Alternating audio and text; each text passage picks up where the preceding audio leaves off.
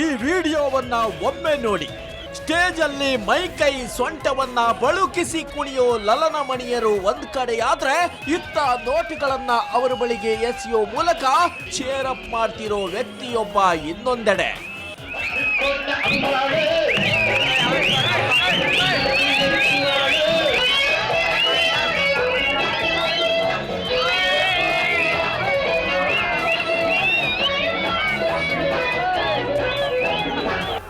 S, ಇಂಥ ದೃಶ್ಯಗಳೆಲ್ಲ ಕಂಡು ಬಂದಿದ್ದು ಮೊನ್ನೆ ಶ್ರೀರಾಂಪುರದಲ್ಲಿ ನಡೆದ ಸರ್ಕಲ್ ಮಾರಮ್ಮ ಉತ್ಸವದಲ್ಲಿ. ಶ್ರೀರಾಂಪುರದ ದಯಾನಂದ ನಗರದಲ್ಲಿ ಪ್ರತಿ ವರ್ಷ ಸರ್ಕಲ್ ಮಾರಮ್ಮ ಉತ್ಸವವನ್ನ 3 ದಿನಗಳ ಕಾಲ ಆಯೋಜಿಸಲಾಗುತ್ತೆ. ಈ ಕಾರ್ಯಕ್ರಮದ ಮೇಲುಸ್ತುವಾರಿ ಸ್ಥಳೀಯ ಕಾರ್ಪೊರೇಟರ್ ಕುಮಾರಿಪತಿ ಪಳನಿಕಾಂತ್.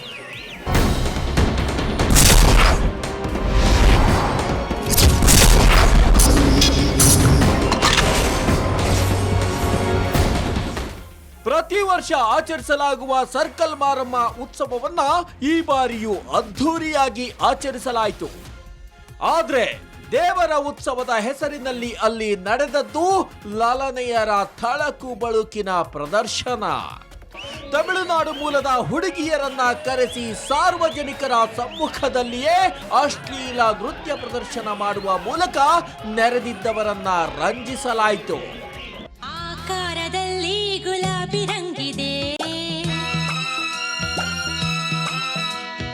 ಈ ಕಣ್ಣಿನಲ್ಲಿ ಶರಾಬು ಗುಂಗಿದೆ,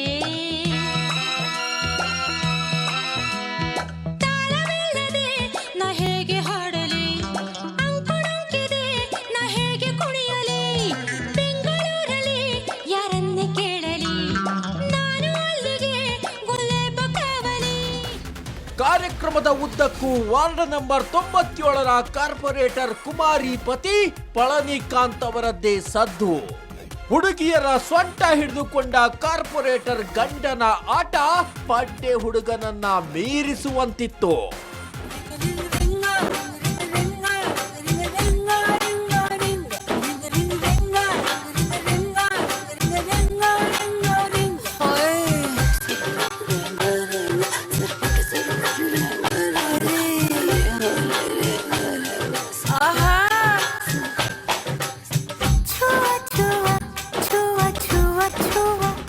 ಶ್ರೀರಾಂಪುರದ ಪೊಲೀಸ್ ಠಾಣೆಯ ಪಕ್ಕದಲ್ಲೇ ಇಂತಹ ಅಶ್ಲೀಲ ನೃತ್ಯ ನಡೆದಿರೋದು ದುರಂತವೇ ಸರಿ.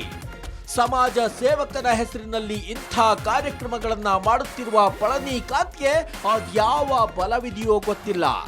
ದುರಂತ ಅಂದ್ರೆ ಎಲ್ಲ ಗೊತ್ತಿದ್ದು ಶ್ರೀರಾಂಪುರ ಪೊಲೀಸರು ಸುಮ್ಮನಿರೋದು ಯಾಕೆ ಅನ್ನೋದೇ ದೊಡ್ಡ ಪ್ರಶ್ನೆ. ಕ್ಯಾಮರಾಮನ್ ರೇಣುಕಾ ಪ್ರಸಾದ್ ಜೊತೆ ತಿಮ್ಮೇಗೌಡ, ಕ್ರೈಮ್ ಬ್ಯೂರೋ, ಸುವರ್ಣ ನ್ಯೂಸ್.